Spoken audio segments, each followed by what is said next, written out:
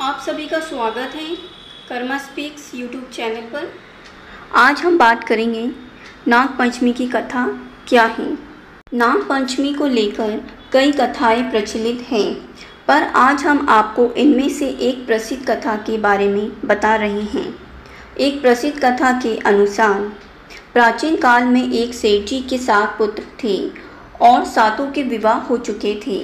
सबसे छोटे पुत्र की पत्नी बहुत ही सुशील थी, परंतु उसके भाई नहीं था। एक दिन बड़ी बहू ने घर लीपने को मिट्टी लाने के लिए सभी बहुओं को कहा। सभी बहुएं डलिया और खुरपी लेकर मिट्टी खोदने के लिए निकल गई। जब वह मिट्टी खोद रही थी तो वहाँ एक सर्प निकला, जिसे बड़ी बहू खुरपी से मारने लगी। यह देखकर छोटी बहू ने उसे रोकते हुए कहा कि इसे मत मारो, यह बेचारा निरपराध है। यह सुनकर बड़ी बहू ने उसे नहीं मारा। तब सर्प एक और जा बैठा। तब छोटी बहू ने उससे कहा कि हम अभी घर लौटकर आते हैं, तुम यहाँ से जाना मत। यह कहकर वह सबके साथ मिट्टी लेकर घर चली गई और वहाँ कामकाज में फंसकर सर्प से जो वादा किया था उसे भूल गई। आशा करती हूँ कि आप सब अच्छे होंगे।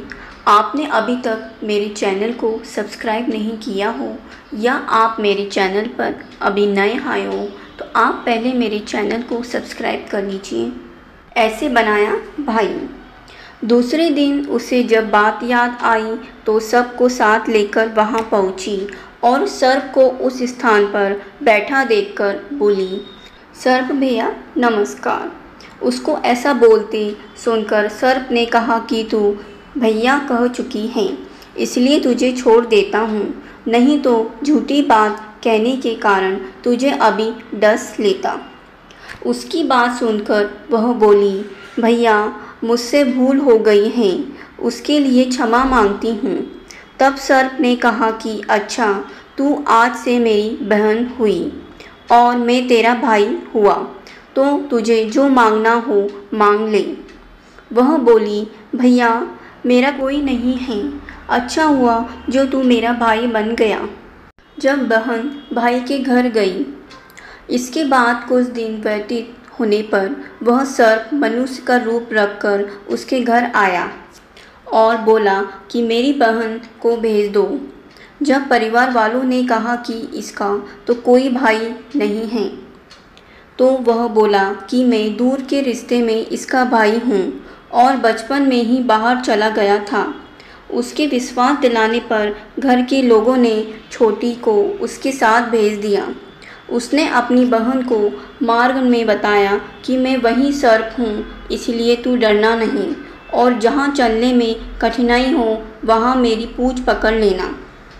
उसने उससे कहे अनुसार वैसा ही किया और इस प्रकार वह उसके घर पहुँच गई। वहाँ के धन ऐश्वर्य को देखकर वह चकित हो गई। जब गर्म दूध से जल गया मुँह।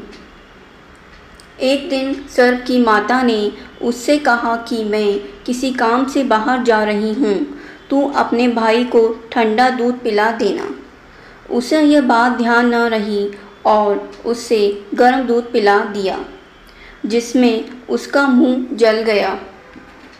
यह देखकर सर्प की माता बहुत क्रोधित हुई, परंतु सर्प के समझाने पर चुप हो गई।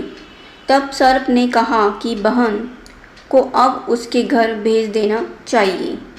तब सर्प और उसके पिता ने उसे बहुत सा सोना, चांदी, जवाहरात और वस्त्र आभूषण आदि देकर उसके घर पहुंचा दिया। सब वस्तुएं सोने की। इतना ढेर सारा धन देखकर बड़ी बहू ने ईसा से कहा कि तेरा भाई तो बड़ा धनवान है, तुझे तो उससे और भी धन लाना चाहिए। सर्प ने जब यह सुना तो उसने सब वस्तुएं सोने की लाकर दे दी। यह देखकर बड़ी बहू बोली कि इन्हें झाड़ने के लिए झाड़ू भी सोने की होनी चाहिए। तब सर्प ने झाड़ू भी सोने की लाकर रख दी। हीरा मणियों का अद्भुत हार। सर्प ने छोटी बहू को हीरा मणियों का एक अद्भुत हार दिया था। जिसकी प्रशंसा उस देश की रानी ने भी सुनी और वह राजा से बोली कि सेठ की छोटी बहू का हार यहाँ आना चाहिए। रानी की बात सुनकर राजा ने मंत्री को हुक्म दिया कि वह उस हार को लेकर शीघ्र उपस्थित हो। मंत्री ने सेठ जी से जाकर कहा कि महारानी जी छोटी बहू का हार पहनेगी, वह उससे लेकर मुझे दे दो। सेठ जी ने डर के कारण छोटी बहू से हार मांगकर दे दिया। जब हार बना सर्प, छोटी बहू को ये बात बहुत बुरी लगी और उसने अपने सर्प भाई को याद किया और आने पर बोली कि भैया, रानी ने हार ले लिया है, तुम कुछ ऐसा करो कि जब वह हार उसके गले में रहे तब तक के लिए सर्प बन जाए और जब वह मुझे लौटा दे तब हीरो और मणियों का हार हो जाए। छोटी बहू के कहने पर सर्प ने ठीक वैसा ही किया। रानी ने जैसे ही हार पहना वैसे ही वह सर्प बन गया।